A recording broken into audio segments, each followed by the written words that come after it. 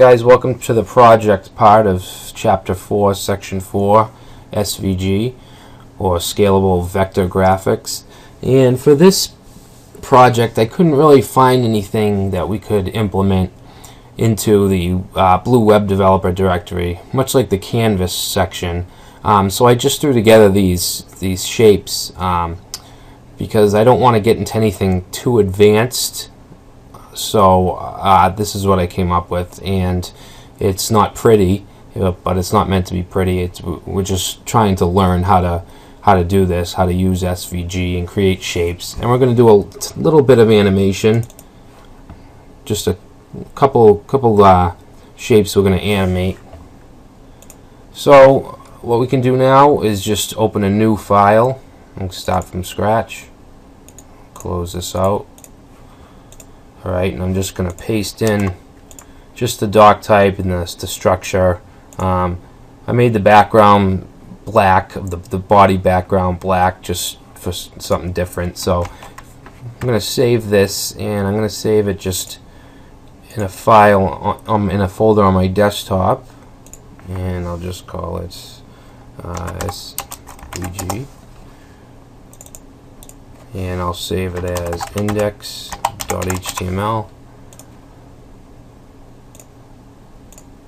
Okay, so if we open that, where is it? Alright, so this is what we have, a blank black canvas. Okay, so if we look at our finished, well, this is the non-animated finished page. We have a red square or rectangle, a blue circle, a red line, and then we have this green polygon with certain angles and points. I'm not going to get into the geometrics. It's not really my thing, but I'll try to explain as we go along. So the first thing I want to do is I want to create that red square. It's actually a rectangle. It's called a rectangle. And what we want to do, like in the slideshow, we have these SVG tags, and we're going to be putting XML. This is going to be XML code in between these SVG tags. So what we got to do here is declare the XML NS, and then we want HTTP w3.org, and we want 2000 and SVG. Okay, that should do it. And then let's close up those SVG tags. Okay, so now everything in here is going to be XML type of code. Okay, so for the rectangle, we want to do a rect, and we're going to give this an ID of red rect, and we want the X attribute, which is where it is on the X axis, so where it is horizontally, and we're going to start it at 20 pixels. And then we have the Y, which we're going to do 10, so it'll be 20 pixels over, 10 pixels down. Actually, one other thing I want to do is give this SVG area a height of 100. Alright, so now what we want to do is the width, and for the width I'm going to say 100, and then for the height we'll also say 100. And finally we want the fill. We want to fill it with red. Okay. Alright, so that should give us our rectangle. Let's save that and reload. So we have our red rectangle, and it's 20 pixels over and 10 pixels down. You'll see if, say, we put 420, we'll save it, and it will move it 420 pixels to the right. Let's keep it at 20. Alright, so that's the red rectangle. Next we have this blue circle. Circle's a little different. We still want to do the same the SVG tags.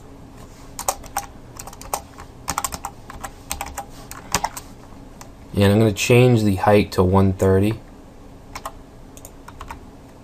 Alright, now we want to use the circle tag, and we're going to give it an ID of circle 1, and we want the CX is going to be 70, okay, and CY 70.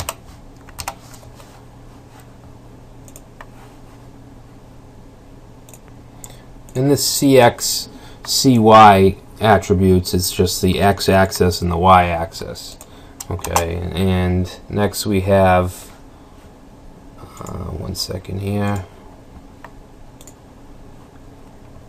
Next we're going to have the radius, which will be the width of the circle, and this is going to be 50. And we want to fill it with blue. And I think that should be it. Save. Okay, so there's our blue circle. Next we have the line. I'm not going to go through all the shapes. There are a few others. There's an ellipse. There's a couple others too. I'm not going to go into those. I want to copy these SVG tags. And this one, I'm going to set this height to 100. And so we're going to do a line. X1 is going to be 0. This is just where the line starts and ends, and the angle. So Y1, I'm going to say 0 on that. X2 equals 200. And Y2 is 60. And that should do it. I want to add a style to this, and I want to do stroke red, and we'll do a stroke width of 2, and see what that does. Save it. Alright, so there's our line. Starts at 0, and it's 200 pixels long, 60 degrees, I believe. Like I said, I'm not an expert on coordinates and that kind of stuff, but I mean, it looks pretty simple. It's just 200 pixels wide. I think it's at a 60-degree angle. Let's see what we do if we change this to 20. Yeah, so it just changes the angle. Alright, so that's the line. Now we have this polygon kind of shape. So again,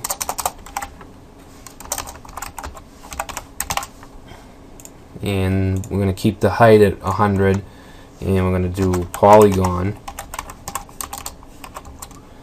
And we want to use this points attribute. And for the points, we're going to do 20, 10, 30,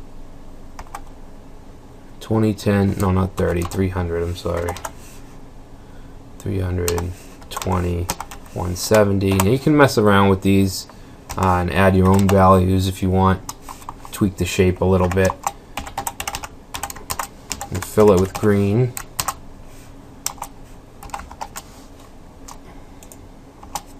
Save. And there's our shape. So that's how we do the shapes. I'm going to show you a little bit of animation. I'm not going to go crazy because, I mean, you know, we're getting into different languages now, XML, and I'm just trying to show you the basics of HTML5 type stuff. So let's do some animation with this red square. Alright, so what we're going to do is animate this red square. We're going to make it just slide to the right. Okay, so we want to open an animate tag and close it down here, just the one tag. Now it takes a bunch of parameters or attributes, whatever you want to call them. And the first one is we're going to do the attribute name. And what this is this is what is going to iterate kind of and change. We could do the width, which would just reiterate the width and change it, or the height, but we're going to do the x-axis. We're going to take the x-axis, it's on 20, and we're going to, each time it iterates, it's going to just slide, it's going to keep increasing, the x will increase. It's kind of hard to explain, but let me show you. So we have the attribute name is going to be x, and the next thing we want to do is this xlink href, and what this does is we just want to grab the ID. The ID that we're using here is this red rect, so we just want to put that there.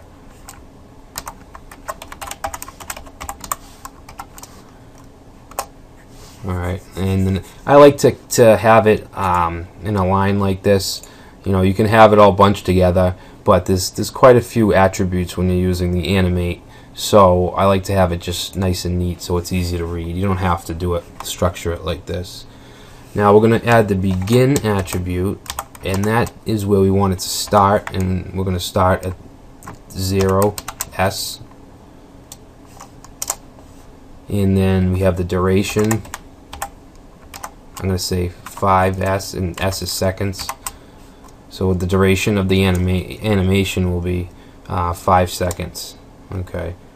The next thing we're going to do is from.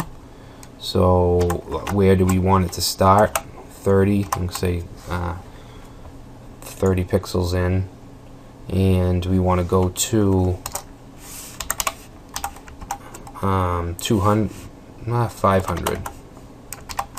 So it'll slide from 30 to 500. And what else do we need? I think we can do this. Yeah, it looks like we have enough. Alright, so let's save and see what happens. So it slides over, and it just goes back. We can change that. You see what happened is it started at 30 and it went all the way to 500 pixels. Now we can change that behavior of it just stopping and returning. What we can do is we can add this fill attribute and we can freeze it. So if you save that and reload,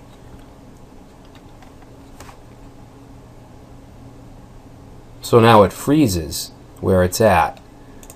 And we also have another option of repeating it.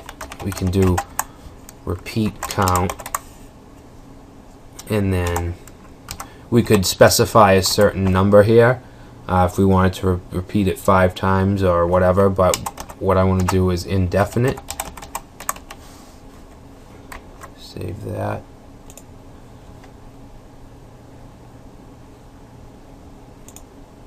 See, so now it's going to repeat. It's going to keep repeating.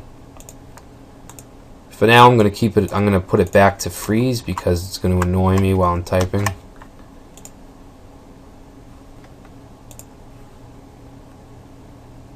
Alright, so the next thing, we're going to do the same thing with the circle. Alright, so we can grab this, copy it,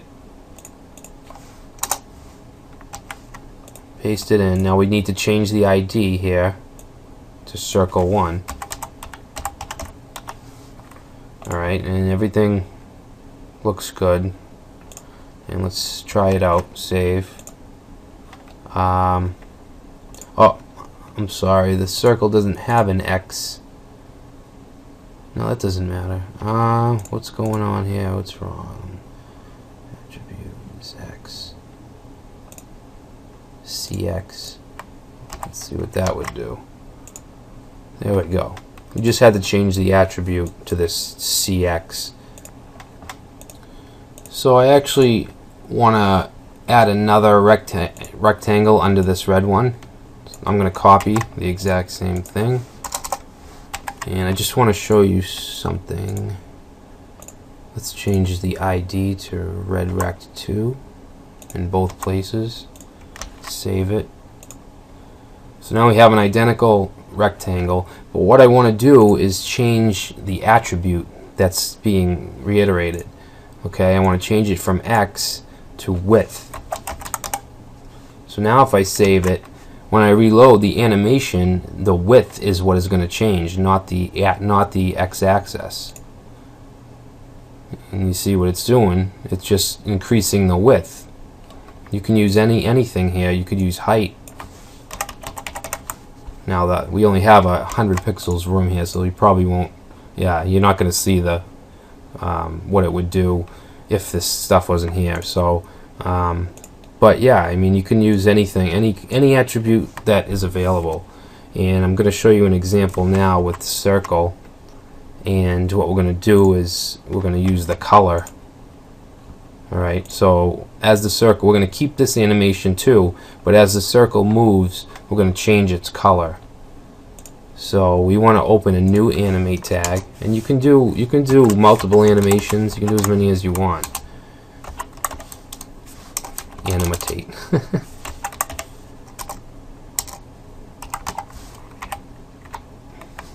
So actually, it's not going to be animate, it's going to be animate color. So animate color, and then the attribute name is going to be fill, because that's what makes the color. That's how you choose the color, is with the fill attribute. And the same thing, we're going to begin at 0 seconds. And no, actually, yeah, we're going to begin at 0 seconds, and the duration will be 5 seconds. And now we got to do the values we want to use, which is the colors that we want to use. So we'll say blue, orange, and these are separated with a semicolon. Yellow. You could use hexadecimal values as well. Red. How about indigo, violet, and that looks good. Now we can specify if we want it to fill or freeze. I'm going to have this go indefinite. So like I showed you before, we're going to do repeat count equals. I can't type and talk at the same time. Alright, so save that, reload, and nothing. Alright, something's wrong with the color animation. Let me just double check.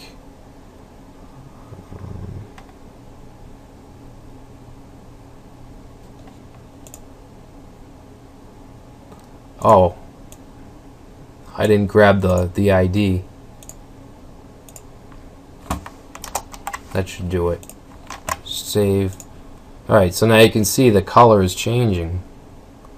And we don't have it on freeze, we have the color indefinite, so it's going to keep changing.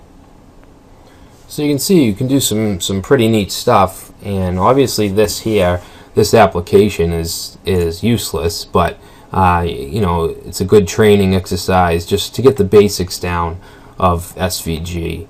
You know, I didn't want to go into a big project because it's just not really what this series is about. I just wanted to teach you the basics of SVG and animation. So that's it for this section, and I'll see you in chapter 5.